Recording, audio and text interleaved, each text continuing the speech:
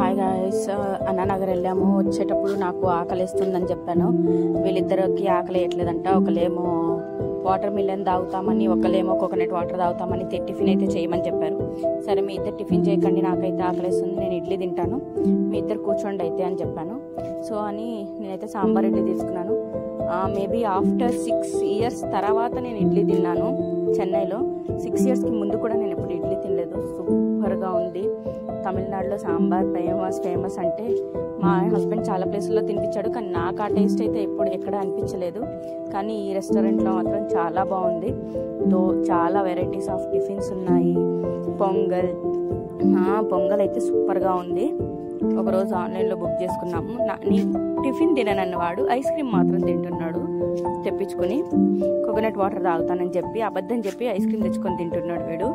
సరేలే అనుకున్నాము.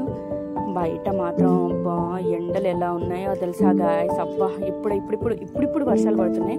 ఈ వీడియో తీసి ఆల్మోస్ట్ ఒక 3-4 days ముందు తీసిన వీడియో. సాంబార్ ఇడ్లీ అయితే చాలా బాగుంది. ఇదిరా సాంబార్ అంటే అనే ఫీల్ వచ్చింది. తిని ఆకలిలో ఉన్నా కదా తినేసా నేనైతే బాగానే. వాళ్ళిద్దరైతే తినలేదు. చూడండి ఒకసారి ఎండ ఎలా కొడుతుందో బయట. మార్నింగ్ 10 o'clockకే ఎండ అలాగండి కొడుతుంది. మార్నింగే ఎండ అలా కొడుతుంది గాయస్, అస్సలు ఉండలేకపోయాము. ఈ హోటల్ స్పెషాలిటీ వచ్చి జొమాటోలో ఆల్రెడీ 5000 ఆర్డర్స్ అయితే కంప్లీట్ చేసిందంట సక్సెస్ఫుల్గా. Please do like, share, subscribe.